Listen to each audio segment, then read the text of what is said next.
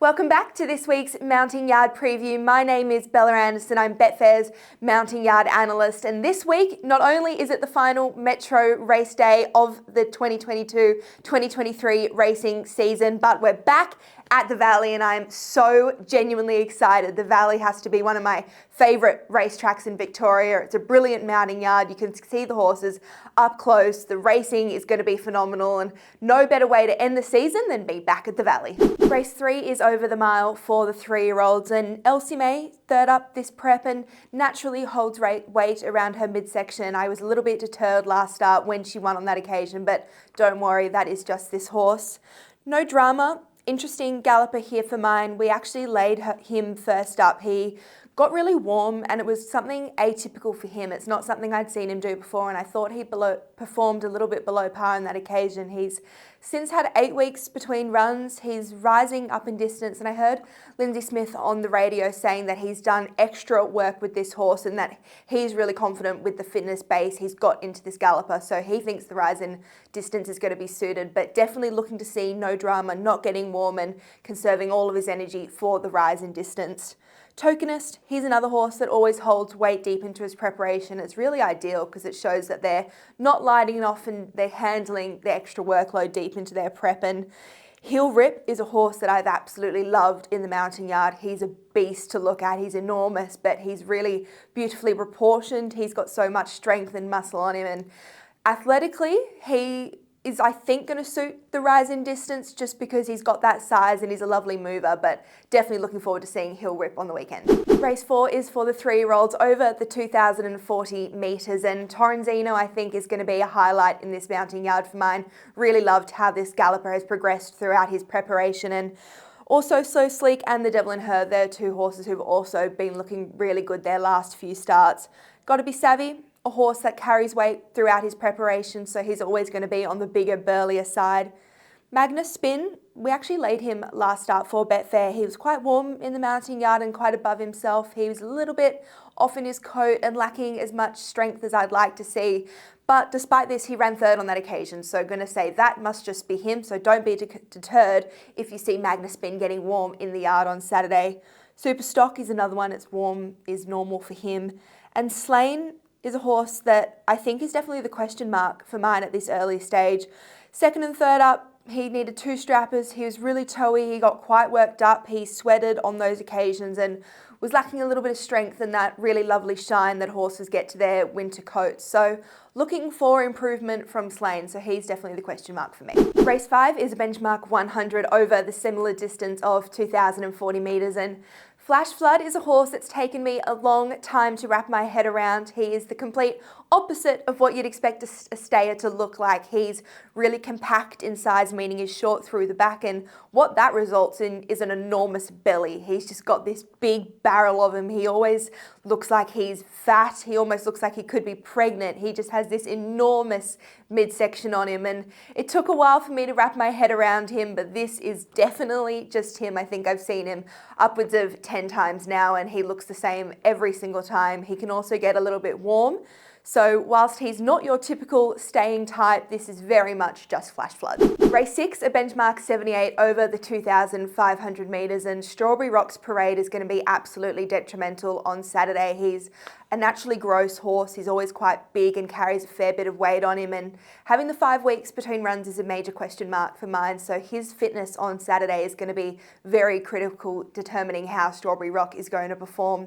JKN is the spruik horse of the field and he's also had 7 weeks between runs, so his fitness on Saturday is going to be really important. And also just note, he always wears an off-4 bandage, so just the one bandage on his front right leg. Not quite sure why, but it's very normal and he performs well with this on, so don't be deterred if you see that. Woods is a horse that's also had 7 weeks between runs and he got quite warm when I last saw him and that was second up and I don't think he performed his best on that occasion. So going to be looking to see Woods not getting warm on Saturday. And Funambulist, similar to Flash Flood, he's a horse I've taken a while to get used to. He's very big and barrely through his midsection, but he's definitely hard fit now and I think the rise in distance is going to be fine for him. Race 7 is a benchmark 100 over the 1600 metres, and Jimmy the Bear is a horse I've always had a soft spot for. He's a very honest, consistent parader. He always looks in tip-top condition, having 4 weeks between runs, so have to see how fit he is, but very much trusting Paddy Payne with this one. Passero has had 4 weeks between runs as well, and we actually laid him third up because he got really warm, something I haven't seen this horse do before, and I don't think he performed to his best on that occasion. So looking to see Passero not getting warm, and hopefully he's fit with the gap between runs.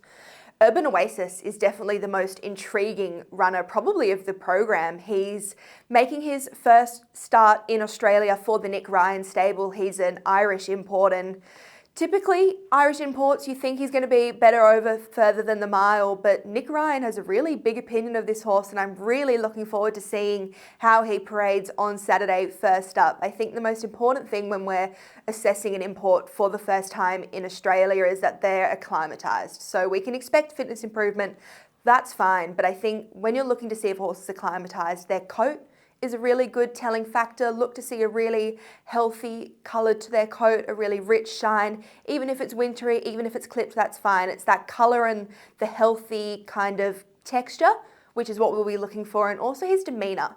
You can read a lot through an import's demeanour as to whether or not they've settled in Australia. And obviously I don't know this horse. I don't know if it's normal for him to be up and about or worked up, but regardless, I'd like to see him as relaxed as possible, and seeing that he's settled in and nice and relaxed as well. So Urban Oasis, definitely a fascinating runner for mine. And Chief Altony, French Emperor and Royal Mile, we've seen them numerous times. They've all looked really good and a hard fit from their last starts.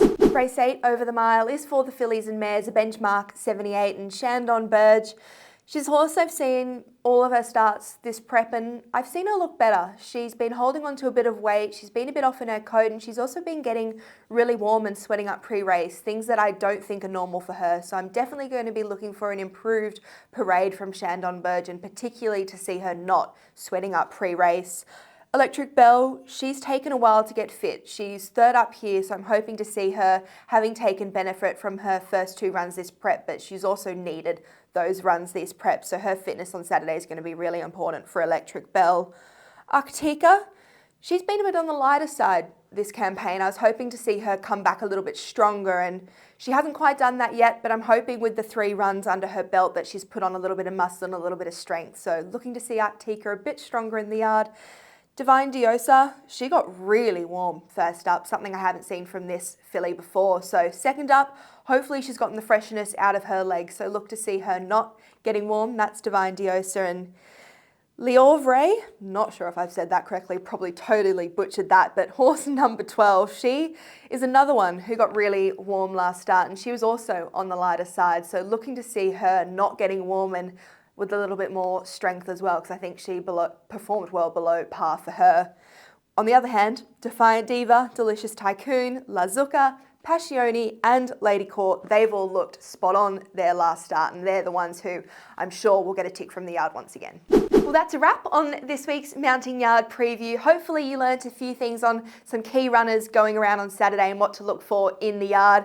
Of course, as per usual, make sure you're following myself and Betfair on Twitter to get the live Mounting Yard mail from the track at the Valley.